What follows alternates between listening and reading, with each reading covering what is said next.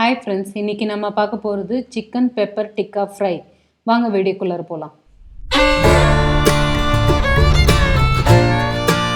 தேவையான பொருட்கள்: அரை கிலோ சிக்கனுக்கு எண்ணெய், கடுகு, மிளகுத்தூள், கருவேப்பிலை, வெங்காயம், தக்காளி, மஞ்சள் தூள், மிளகாய்த்தூள், உப்பு, இஞ்சி பூண்டு பேஸ்ட்டு, கொத்தமல்லி தூள், கறி மசாலா. அடுப்பில் குக்கர் வச்சுட்டு எண்ணெய் ஊற்றிட்டு அதில் கடுகு கொஞ்சோண்டு போட்டுட்டு பெப்பர் போட்டுடணும். கையோட எண்ணெயில் பெப்பர் போட்டோன்னே கருவேப்பிலை நிறைய போடணும். கருவேப்பிலை போட்டு வெங்காயம் போட்டுடுங்க கையோட.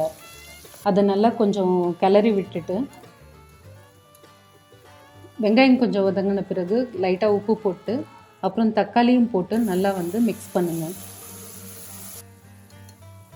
நல்லா வதங்கின பிறகு மஞ்சள் தூள், மிளகாய்த்தூள், இஞ்சி பூண்டு பேஸ்ட்டு, கரம் மசாலா, கொத்தமல்லி தூள் இதெல்லாம் போட்டு நல்லா ஃப்ரை பண்ணுங்கள். நல்லா வாசனை போகிற வரைக்கும் வதங்க விடணும்.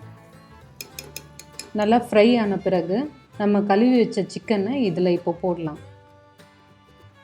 போட்டு நல்லா ரெண்டுமே மிக்ஸ் பண்ணுற மாதிரி நல்லா மிக்ஸ் பண்ணி வைங்க.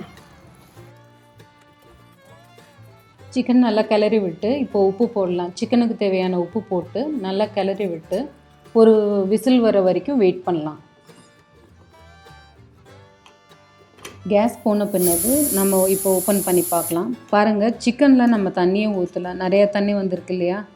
கடாயில் ஒரு எண்ணெய் ஊற்றி அதில் இருக்கிற தண்ணியெல்லாம் முதல்ல கடாயில் ஊற்றுங்க.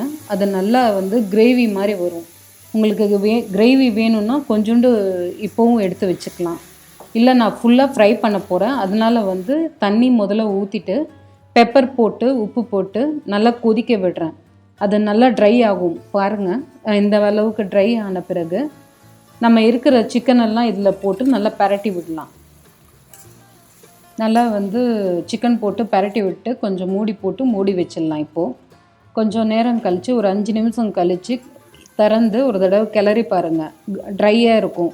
உங்களுக்கு இந்த ஸ்டேஜ்லேயும் ஓகேனா கூட இறக்கிடலாம் பெப்பர் போட்டு. எனக்கு இன்னும் கொஞ்சம் ட்ரை ஆகணும், அதனால் கொஞ்சம் இன்னும் ட்ரை பண்ணுறேன் பெப்பர் போட்டு.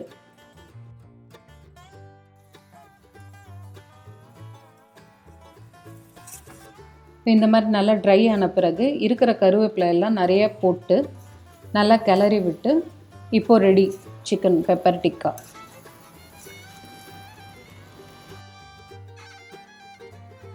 உங்களுக்கு இந்த வீடியோ பிடிச்சிருந்தா லைக் பண்ணுங்கள், ஷேர் பண்ணுங்கள், கமெண்ட் பண்ணுங்கள்.